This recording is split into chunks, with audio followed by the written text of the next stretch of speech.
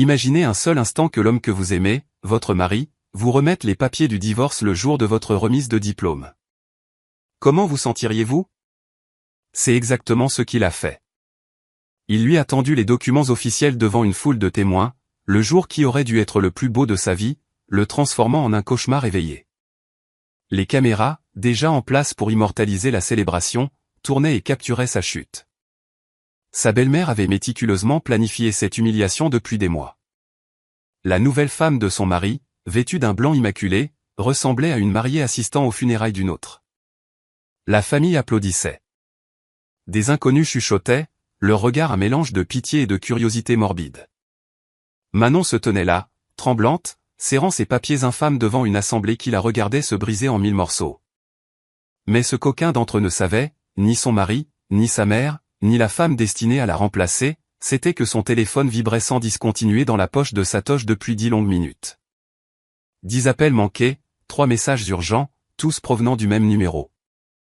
Elle baissa les yeux sur l'écran et ses mains cessèrent instantanément de trembler, car ce qu'elle y vit changea absolument tout. Il pensait l'avoir anéanti le jour le plus important de sa vie. Il n'avait pas la moindre idée qu'il venait de commettre la plus grande erreur de la leur. Ce qui se produisit au cours des 8 minutes suivantes ne se contenta pas de les humilier, cela mit un terme définitif à leur règne. Et tout commença au moment précis où son nom résonna dans les haut-parleurs de l'amphithéâtre.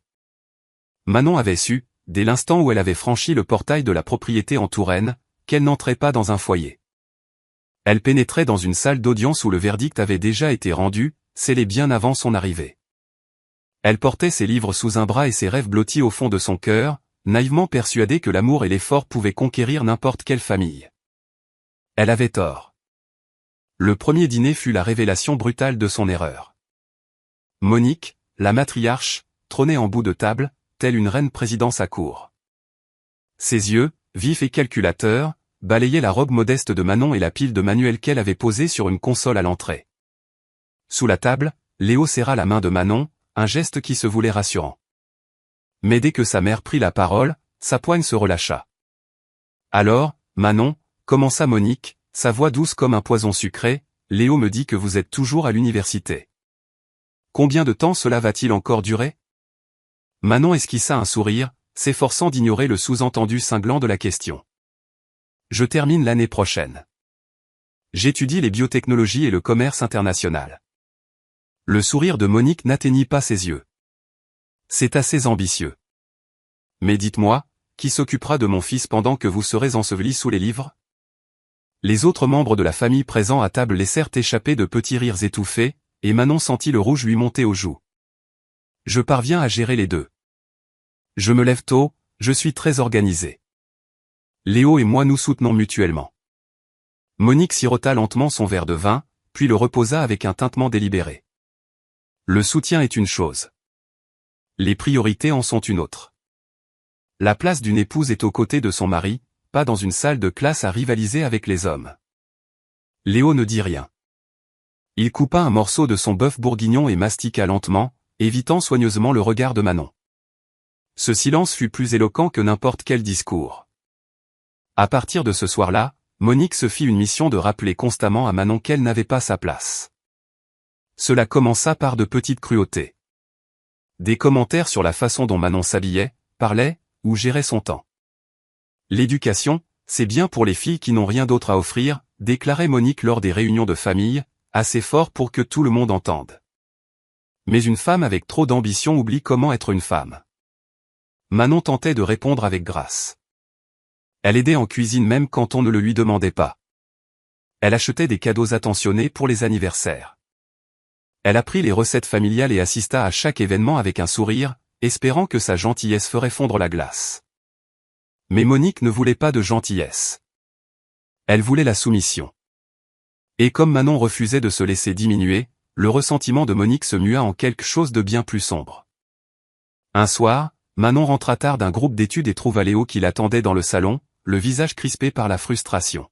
« Où étais-tu » demanda-t-il, son ton plus tranchant que jamais. « Je te l'ai dit ce matin, groupe d'études pour la soutenance de ma thèse. C'est la semaine prochaine. » Il se leva, arpentant la pièce. « Tu es toujours en train d'étudier, toujours parti. Ma mère a dit que tu avais manqué son appel aujourd'hui. Manon fronça les sourcils. Je n'ai vu aucun appel manqué. Peut-être parce que tu es trop occupé à essayer de prouver quelque chose à des gens qui ne se soucient pas de toi. Les mots la frappèrent comme une gifle. Manon le dévisagea, cherchant l'homme qu'elle avait épousé, mais il détourna le regard. Léo, qu'est-ce qui nous arrive? Il ne répondit pas. Au lieu de cela, il attrapa sa veste et partit, laissant Manon seule dans cette maison de campagne qui semblait plus froide de jour en jour. C'est à ce moment-là qu'elle comprit. Monique ne se contentait pas de semer le doute. Elle construisait un mur entre eux, brique par brique, et Léo la laissait faire. Le pire n'était pas la cruauté. C'était de voir l'homme qu'elle aimait devenir un étranger, modelé par les mains de sa mère comme de l'argile. La stratégie de Monique était chirurgicale. Elle n'attaquait jamais Manon directement devant Léo. Elle plantait des graines et les laissait germer. Elle est tellement concentrée sur sa carrière, j'ai peur qu'elle ne te dépasse, murmurait-elle à son fils lors de leur déjeuner privé. Une femme comme ça ne restera pas. Elle te laissera derrière. Et Léo, désespéré d'obtenir l'approbation de sa mère, commença à y croire. Il cessa de s'intéresser au projet de Manon, de célébrer ses petites victoires. Quand elle lui parla avec enthousiasme d'une percée dans ses recherches, il haussa les épaules et dit « C'est bien », avant de se replonger dans son téléphone. Les autres membres de la famille suivirent l'exemple de Monique. Lors des événements familiaux, ils saluaient Manon avec des sourires crispés et des départs précipités. Les conversations s'arrêtaient net dès qu'elle entrait dans une pièce. Les invitations arrivaient en retard, ou pas du tout. Et malgré tout, Manon continuait. Elle se levait à 5 heures du matin, suivait ses cours, travaillait sur sa thèse, rentrait préparer le dîner, puis étudiait jusqu'à minuit. Elle croyait que si elle continuait à faire ses preuves, il finirait par la voir. Mais il ne voulait pas la voir. Il voulait qu'elle disparaisse. Une nuit, après un autre dîner silencieux où Léo l'avait à peine regardé, Manon s'assit seule dans leur chambre et s'autorisa à pleurer. Mais même au milieu de ses larmes, quelque chose en elle refusait de se briser. Elle essuya son visage, ouvrit son ordinateur portable et continua à travailler sur le projet qui allait tout changer. Un projet si confidentiel, si massif que même Léo n'en connaissait pas l'existence. C'était une négociation qu'elle menait depuis des mois, un accord qui pourrait transformer des industries entières. Et tandis qu'elle tapait sa dernière proposition aux investisseurs internationaux, elle se fit une promesse. S'ils voulaient la voir comme un rien, elle les laisserait faire. Jusqu'au moment où elle deviendrait tout. Ce que Monique ne savait pas, ce qu'aucun d'entre eux ne savait, c'était que Manon était déjà devenue la seule chose qu'il craignait le plus, puissante. Et elle ne faisait que commencer. Chaque réussite devenait une preuve à charge contre elle. Chaque nuit passée à étudier se transformait en accusation. Le matin où elle dut partir tôt pour une présentation majeure à l'université fut un tournant. Elle était réveillée depuis 4 heures du matin, répétant son argumentaire devant un panel d'investisseurs internationaux qui envisageaient de financer ses recherches pour un projet multinational. Elle prépara le petit déjeuner pour Léo, le laissa couvert sur la table avec un mot et l'embrassa sur le front avant de s'éclipser. À midi, son téléphone explosa de messages. Monique avait organisé un brunch familial et Manon n'était pas là. Où es-tu? Le texto de Léo était froid et sec. Je t'ai prévenu la semaine dernière. Présentation aujourd'hui. C'est important. Tout est important pour toi, sauf cette famille. Quand elle rentra ce soir-là, épuisée mais fière car le panel avait approuvé sa proposition, elle trouva Léo et sa mère qui l'attendaient dans le salon, tel un tribunal. Tu nous as embarrassés aujourd'hui, dit Monique, la voix dégoulinante d'accusation. Toute la famille se demandait où tu étais. Manon posa lentement son sac. J'avais prévenu Léo de cette présentation il y a des semaines. Ce projet pourrait changer nos vies. Monique eut un rire sec et amer. Changer ta vie. Tu essaies de t'élever au-dessus de nous, n'est-ce pas? Ce n'est pas vrai. Alors pourquoi n'es-tu jamais là?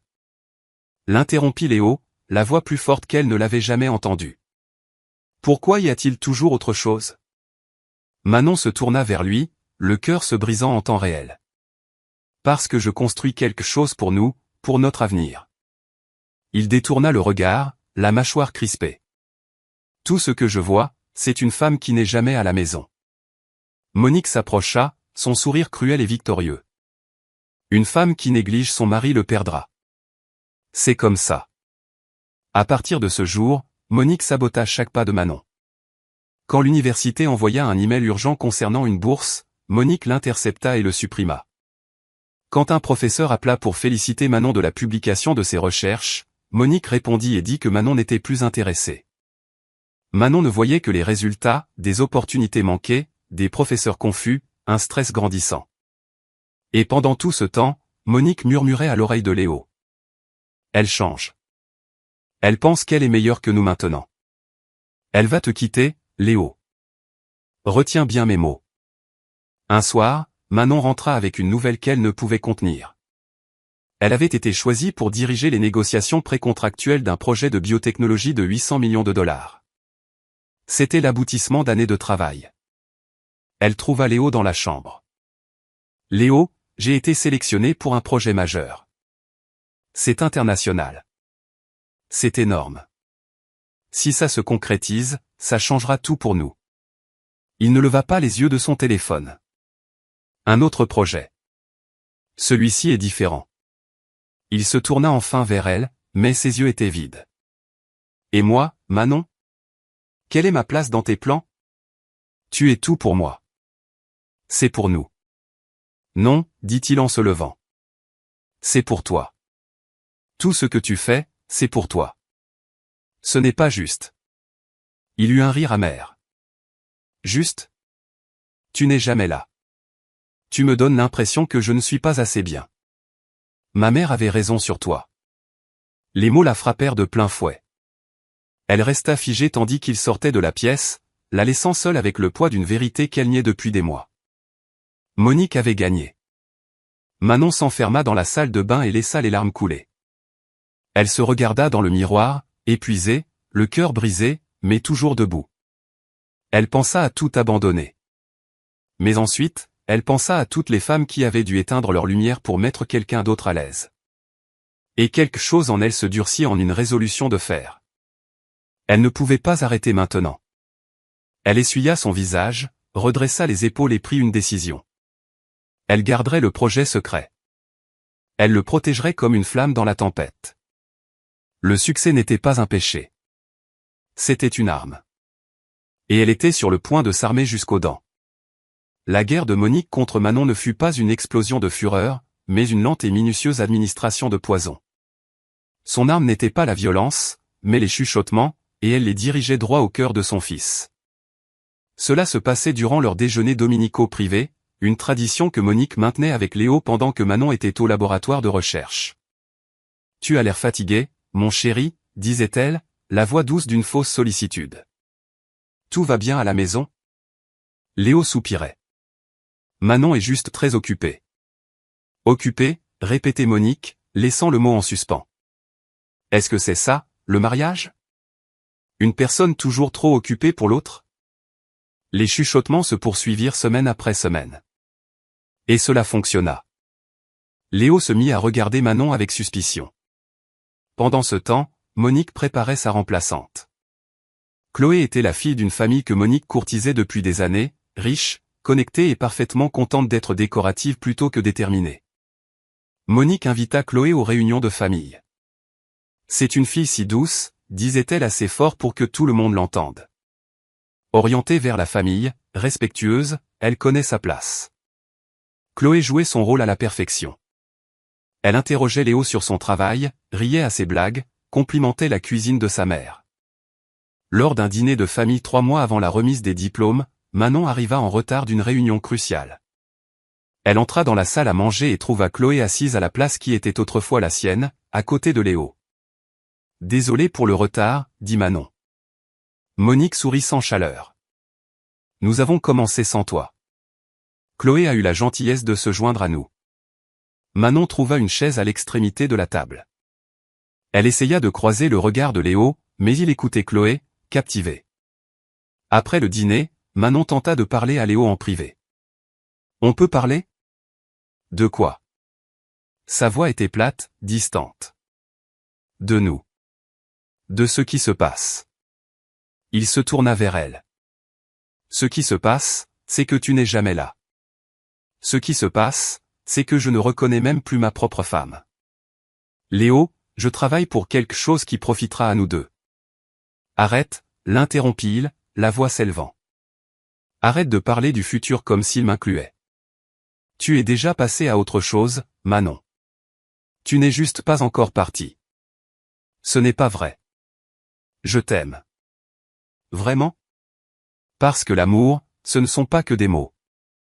C'est une présence. Une priorité. Et je ne suis plus la tienne depuis longtemps.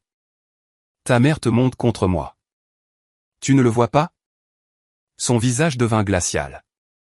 Ne parle pas de ma mère. Elle te manipule, Léo. Il se détourna. Sors. Elle quitta la pièce, le cœur en miettes. Les semaines suivantes furent un compte à rebours vers le désastre. Léo se mit à rentrer tard, sentant un parfum qui n'était pas celui de Manon. Les proches chuchotaient plus fort, leurs sourires plus acérés. Monique orchestrait tout avec la précision d'un général planifiant la bataille finale. Elle organisa des dîners privés entre Léo et Chloé. Elle consulta des avocats. Elle ne cherchait pas seulement à écarter Manon. Elle voulait l'effacer complètement. Et elle avait choisi le jour de la remise des diplômes comme scène de la destruction de Manon. Mais ce qu'aucun d'entre eux ne savait, c'est que Manon s'était préparée aussi. Non pas pour la guerre, mais pour la liberté. Et l'arme qu'elle portait était bien plus puissante que leur haine. C'était sa vérité, et elle était sur le point de détonner. Le jour de la remise des diplômes arriva avec un ciel si clair qu'il semblait irréel. Manon s'habilla avec soin dans sa toge de diplômée, le tissu neuf et impeccable. Mais lorsqu'elle descendit les escaliers, elle entra dans ce qui ressemblait à un cauchemar déguisé en célébration. Le salon était bondé. Toute la famille de Léo, des parents éloignés, et des visages inconnus. Ils tenaient des flûtes de champagne, des appareils photo prêts. Puis elle vit Chloé. Elle se tenait à côté de Léo, vêtue d'une robe blanche à l'allure nuptiale, son sourire acéré et victorieux. Léo se tenait droit, le visage impassible, tandis que Monique se positionnait au centre de la pièce. Le silence se fit lorsque Manon atteignit la dernière marche. « Qu'est-ce qui se passe ?» demanda Manon. Monique s'avança, son sourire poli et vénéneux. « Bonjour, Manon. Nous t'attendions. Pourquoi faire ? Je dois bientôt partir. La cérémonie commence dans 1 heure. Oh, tu y arriveras, dit Monique doucement. Mais d'abord, nous avons quelque chose d'important à régler. Les yeux de Manon cherchèrent Léo, mais il détourna le regard. Monique répondit à sa place. Aujourd'hui, nous corrigeons une erreur. Manon sentit le sol se dérober. Quelle erreur ? Le sourire de Monique s'élargit. Toi. La pièce bruissa de murmures. Les appareils photo cliquetèrent. Monique continua, sa voix forte et théâtrale. Léo a décidé de demander le divorce. Aujourd'hui, maintenant. Et Chloé prendra ta place, dans cette famille et à ta cérémonie. Manon suffoquait. Elle regarda Léo, les yeux suppliants. Léo, dis-moi que ce n'est pas vrai. Il croisa enfin son regard, et ce qu'elle y vit brisa quelque chose en elle. Il n'y avait ni amour, ni regret, seulement une froide résignation. C'est vrai, dit-il calmement. Je veux le divorce. Aujourd'hui ? Le jour de ma remise de diplôme ? Tu as fait ton choix il y a longtemps, dit-il, son ton répété. Tu as choisi ta carrière plutôt que moi. J'officialise juste les choses. Chloé s'avança, passant son bras sous celui de Léo. Je suis désolé que ça se passe comme ça, Manon. Mais certaines femmes ne sont tout simplement pas faites pour être des épouses. Monique tendit un dossier à Manon. Les papiers du divorce, déjà signés par Léo. Tu n'as qu'à signer, dit Monique. Manon fixa les documents, l'esprit en ébullition. C'était planifié. Chaque détail. Il voulait la détruire publiquement. Sans un mot, elle se dirigea vers la table, prit un stylo et signa les papiers. Le silence se fit dans la pièce, tous choqués par sa docilité. Manon posa le stylo, redressa les épaules et regarda Monique droit dans les yeux. Tu as gagné, dit-elle doucement. Félicitations. Puis elle se tourna et se dirigea vers la porte. Où crois-tu aller? Cria Monique. Manon s'arrêta. À ma remise de diplôme. Vous vouliez que je parte. C'est fait. Oh non, dit Monique, la voix cruelle. Tu n'iras pas seul. Nous venons tous, en famille. Le plan devint clair. Il ne s'agissait pas seulement de divorcer. Il s'agissait de parader publiquement avec sa remplaçante, de s'assurer que tout le monde à la cérémonie sache qu'elle avait été rejetée. Il voulait l'humilier devant toute la communauté universitaire. La famille monta dans des voitures de luxe, forçant Manon à rouler seule, les suivant comme une prisonnière menée à son exécution. Elle s'assit à l'arrière, le regard perdu. Chaque partie d'elle voulait fuir, mais quelque chose de plus profond la maintenait en mouvement. Elle pensa à l'accord de 800 millions de dollars qui l'attendait. Elle pensa aux années d'endurance silencieuse. Elle prit une décision. Elle ne fuirait pas. Elle ne se cacherait pas. Elle entrerait dans cette cérémonie la tête haute. Lorsqu'ils arrivèrent sur le campus, la cérémonie était déjà pleine. Manon passa seule devant ses camarades, suivie par ce cortège funèbre. Ils la forcèrent à s'asseoir à l'arrière tandis que Chloé prenait la place réservée à la famille, juste à côté de Léo au premier rang. Monique s'assura que tout le monde à proximité sache ce qui se passait, chuchotant assez fort pour être entendu. Les gens la dévisageaient, les chuchotements se propageaient, et Manon s'assit seule, les mains jointes, le cœur battant, attendant. Alors que les harlons se congratulaient de l'avoir détruite, Manon portait quelque chose cousu dans la doublure de sa toche que personne ne connaissait. Des documents qui représentaient la plus grande réussite de sa carrière universitaire. Le contrat de 800 millions de dollars n'était pas un rêve. Il était réel, contraignant, et à quelques minutes de sa confirmation finale. Depuis 6 mois, Manon menait des négociations avec un consortium international d'investisseurs, de scientifiques et de responsables gouvernementaux de 4 pays. Le projet était révolutionnaire, une initiative d'accessibilité médicale qui apporterait des traitements vitaux à des régions mal desservies. Et elle avait tout fait en silence. L'accord de confidentialité était en béton. Elle ne pouvait en parler à personne. Les investisseurs exigeaient une discrétion absolue jusqu'à l'annonce publique, prévue pour aujourd'hui, pendant la cérémonie, où elle serait appelée sur scène, non pas comme une simple diplômée, mais comme l'architecte principal d'un projet historique. Elle s'assit à l'arrière de l'amphithéâtre, isolée, tandis que Chloé riait trop fort au premier rang et que Monique distillait son poison. Le téléphone de Manon vibra. Un message codé du docteur Jean-Luc Dubois, l'investisseur principal. Vérification de statut. 15 minutes avant l'annonce. Confirmez que vous êtes prête. Ses doigts tremblèrent en tapant. Confirmé. Prête. Un autre message arriva. Le monde vous regarde, Manon. Vous l'avez mérité. La cérémonie commença. Les diplômés défilaient. Puis son téléphone vibra de nouveau. Un appel. Le docteur Dubois. Elle sortit dans un couloir latéral. Manon, nous passons en direct dans 3 minutes. Le conseil a donné son approbation finale. Nous l'annonçons aujourd'hui et nous voulons que vous soyez en vidéo lorsque nous le ferons. Sa voix était un murmure. En vidéo? Maintenant? Oui. Nous diffusons l'annonce mondialement. C'est historique. Elle regarda vers l'amphithéâtre, vers ceux qui venaient de détruire sa vie. Et quelque chose en elle bascula. Oui, dit-elle, la voix plus forte. Je peux le faire. Bien. On vous rappelle dans 2 minutes. Soyez prête. La ligne se coupa. Elle retourna dans l'amphithéâtre, les pas délibérés, le dos droit. Elle ne s'assit pas, mais se positionna près de la scène. Son téléphone vibra. Un lien vers un appel vidéo privé. Elle l'ouvrit et son écran se remplit des visages du docteur Dubois et de 4 autres membres du conseil. Manon, dit le docteur Dubois, nous sommes sur le point de passer en direct. Êtes-vous prête à être présentée comme la stratège principale de l'initiative de santé mondiale Arlon Dubois? Elle se figea. L'initiative Arlon Dubois? Il sourit. Nous l'avons nommée d'après vous. Votre vision a construit cela. Je suis prête. Bien. Restez en ligne. Annonce dans 60 secondes. Soudain, l'écran géant à l'avant de l'amphithéâtre scintilla. Le doyen s'interrompit, confus, alors que l'écran passait du logo de l'université à une diffusion en direct de la conférence de presse du consortium. La voix du docteur Dubois retentit. Bonjour. Je suis le docteur Jean-Luc Dubois, et au nom de l'initiative de santé mondiale Arlon-Dubois, j'ai l'honneur d'annoncer la conclusion des négociations pour un partenariat international de biotechnologie de 800 millions de dollars. Des halètements parcoururent la foule.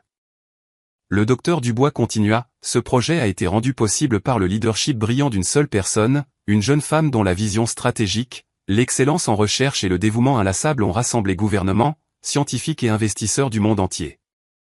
La caméra zooma et soudain, la photo de Manon apparut à l'écran. Son nom en gras, Manon Arland, stratège principal. L'amphithéâtre murmura. Au premier rang, le visage de Léo était exsangue. Le sourire de Chloé s'évanouit. Monique agrippa la coudoir si fort que ses jointures blanchirent. La voix du docteur Dubois reprit, Manon Arland nous rejoint en direct de sa cérémonie de remise de diplôme. Manon, félicitations. Le monde est fier de vous. La caméra passa en direct et le visage de Manon apparut sur l'écran géant, en temps réel, debout dans l'allée latérale de l'amphithéâtre, téléphone à la main. Toute la salle haleta. Chaque tête se tourna vers elle. Sa voix résonna dans les haut-parleurs, calme et claire. Merci, docteur Dubois. C'est un honneur de faire partie de quelque chose qui changera des vies. Les applaudissements commencèrent lentement, puis se transformèrent en un rugissement. Les étudiants se levèrent. Les professeurs se levèrent. Des inconnus se levèrent et applaudirent. Au premier rang, Léo était assis, figé, le visage pâle, la main tremblante.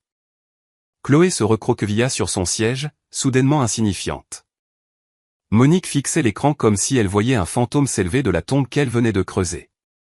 Manon mit fin à l'appel, glissa son téléphone dans sa poche et se dirigea vers la scène. Le doyen, toujours abasourdi, lui tendit la main et l'invita à monter. Elle gravit les marches lentement, délibérément, chaque regard de l'amphithéâtre fixé sur elle. Et lorsqu'elle atteignit le pupitre, elle regarda la mère de visage et vit le moment exact où les Arlons réalisèrent qu'ils avaient commis la pire erreur de leur vie. Manon se tenait au pupitre, un millier de regards fixés sur elle. Le silence était absolu. Son regard balaya la foule, puis se posa, presque malgré elle, sur la section où les Arlons étaient assis, figés. Monique avait le visage livide. Chloé se couvrait la bouche, les yeux écarquillés d'incrédulité. Léo fixait l'écran au-dessus d'elle, comme si le nom qui y était inscrit était la seule chose tangible dans son monde qui s'effondrait. Manon prit une profonde inspiration et sa voix, claire et ferme, emplit l'amphithéâtre. Merci, docteur Dubois, et merci à tous. Ce moment est surréaliste, non seulement pour ce que ce partenariat représente, mais pour le chemin parcouru pour y arriver. Ces 6 derniers mois, j'ai travaillé en secret. Je ne pouvais en parler à personne, pas même à ma famille. Porteur ce secret signifiait en porter seul le poids. Chaque nuit blanche, chaque événement manqué, c'était parce que je construisais quelque chose de plus grand que moi. Sa voix se brisa légèrement. Les gens vous jugeront pour vos choix quand ils ne connaissent pas toute l'histoire. Ils vous traiteront d'égoïste alors que vous vous sacrifiez. Ils diront que vous avez changé alors que vous êtes en train de grandir. Et ils essaieront de vous rabaisser au moment où vous devenez tout ce que vous étiez destiné à être. Ses yeux croisèrent ceux des Arlons un bref instant. Elle poursuivit, sa voix plus forte. Ce projet de 800 millions de dollars sauvera des vies. Il prouvera que lorsqu'on investit dans des personnes que les autres ignorent, on ne change pas une seule vie. On change le monde. Les applaudissements commencèrent, mais elle leva une main. Mais voici ce que je veux que chacun comprenne. Votre valeur n'est pas déterminée par ceux qui croient en vous. Elle est déterminée par ce que vous construisez quand personne ne regarde. Et quand ils essaient de vous abattre, et ils essaieront, vous vous relevez et laissez votre travail parler plus fort que leurs mots ne le pourront jamais. Les applaudissements éclatèrent comme un orage. La voix du docteur Dubois retentit à nouveau. Manon, le conseil a une dernière surprise. Nous aimerions que la signature finale du contrat se fasse maintenant, en direct. Manon hocha la tête, la gorge nouée. Un contrat numérique apparut sur l'écran. Elle sortit son téléphone, scanna un code QR et le document s'ouvrit. La ligne de signature était vide. Avant que vous ne signiez, dit le docteur Dubois, je tiens à lire la reconnaissance officielle du Conseil. Manon Arland est par la présente reconnue comme stratège principal et architecte en chef de l'initiative de santé mondiale Arland-Dubois. Ce partenariat n'existerait pas sans elle. Ses yeux fixés sur la ligne de signature, son doigt plana au-dessus de l'écran. D'un mouvement fluide, elle signa « Manon Arland ». Le document clignota en vert. Des confettis virtuels explosèrent à l'écran. « C'est officiel !» annonça le docteur Dubois. L'amphithéâtre explosa. « Manon, une dernière chose, » dit le docteur Dubois. Le Conseil a approuvé une annonce supplémentaire. En tant que stratège principal, vous serez relocalisé à Genève, en Suisse, pour superviser la mise en œuvre de l'initiative. Votre poste est doté d'une autorité totale, d'une équipe mondiale et d'une rémunération de 12 millions de dollars par an. Le silence, puis un nouveau rugissement. 12 millions de dollars. Genève. Autorité totale. Manon retourna à sa place, hébétée. Dans la section du milieu, Monique se leva brusquement. « Nous partons » siffla TL. Léo ne bougea pas. « Non.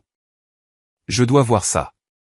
Je dois voir ce que j'ai perdu. » Monique se rassit, rigide de fureur, forcée d'assister au triomphe de celle qu'elle avait tenté de détruire.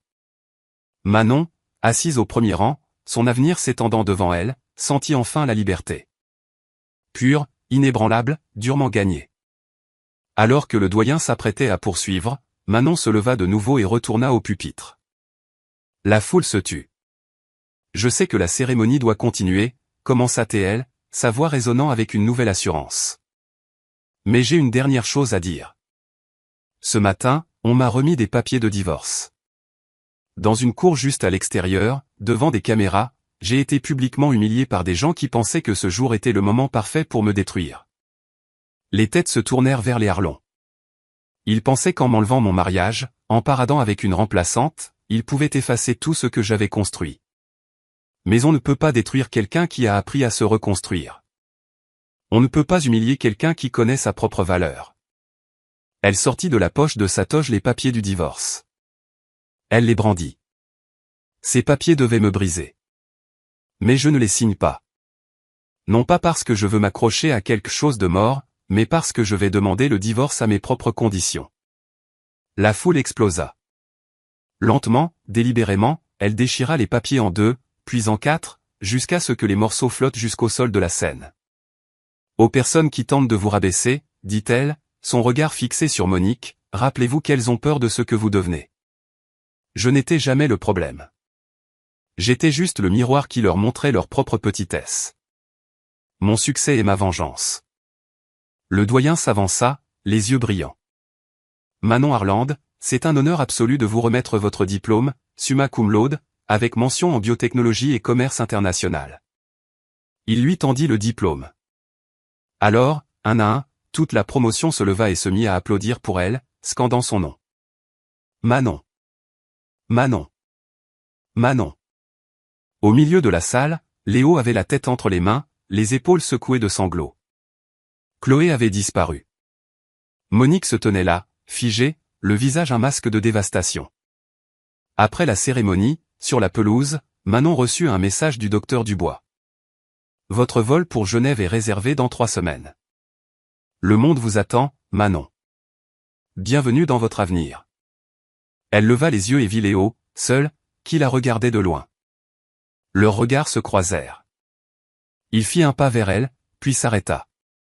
Que pouvait-il dire? Manon soutint son regard 3 secondes, assez longtemps pour qu'il voie ce qu'il avait perdu, puis elle se tourna et s'éloigna, sans se retourner. Plus tard, dans le silence de la bibliothèque universitaire, elle ouvrit son ordinateur. Elle commença à rédiger l'email qui mettrait fin à son mariage, à ses conditions. L'objet était simple, aller de l'avant. Ce n'était pas une fin. C'était un commencement.